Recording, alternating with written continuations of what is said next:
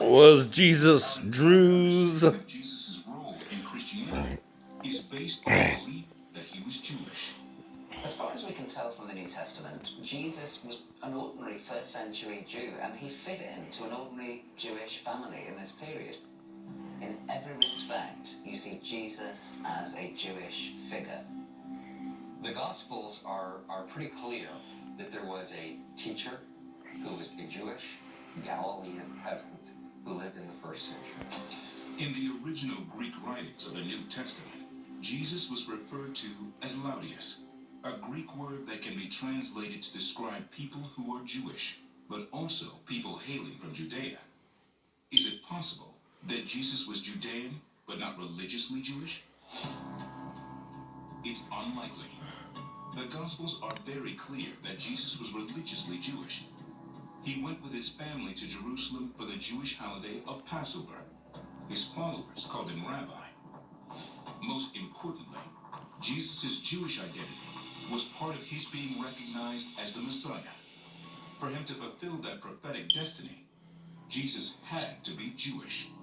The Druze actually live in Israel at the moment. Not only do they live in Israel, but they live near Nazareth. Near Nazareth? Yeah. His parents are from Nazareth. His siblings lived in Nazareth. That is pretty astounding that they live near Nazareth. We should go to Israel and try and find some people from the Druze and see if we can test them to see if they also carry the same lineage now. The man of the shroud's DNA analysis has left Joe and George. Now, Peter was crucified where though? Rome. Peter too would be put in a napkin similarly to Jesus, right?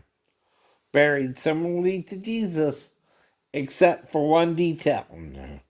He might not have been wrapped head to toe, right? Now, what do I mean by that, right? Well, John said he was bound head to toe, right? Joseph of Arimathea buried him almost mummy style, right? How do you do the mummy? You bind it head to toe, going down spirally, right? Right. Now, if Peter's shroud, though, was straight from head to foot to head, toe, back to foot, right? Peter would create a full image, right? But Jesus cannot.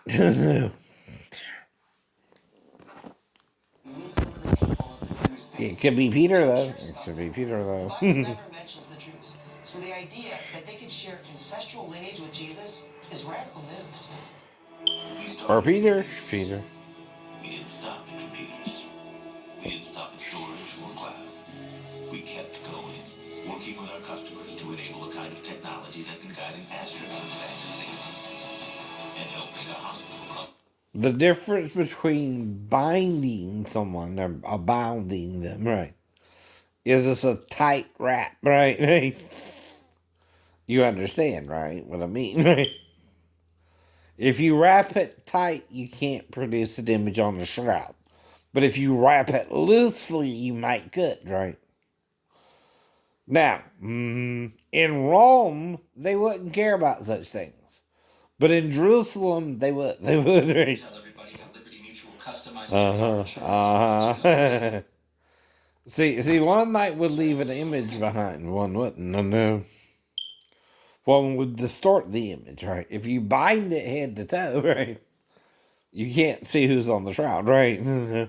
It distorts the image, right? If you bury people,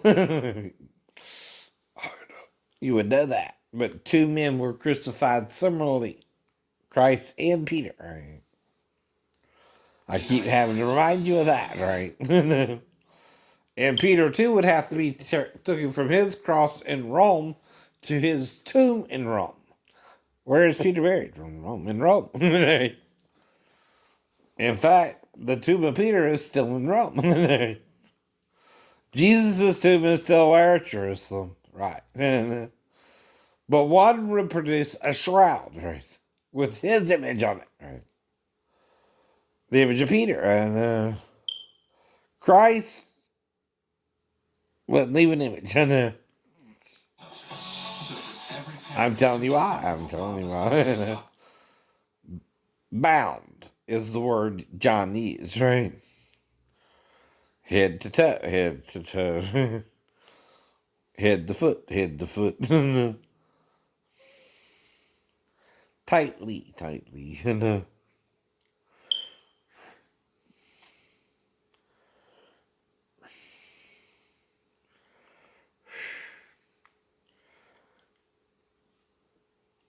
5G at no extra cost, all on the most reliable network.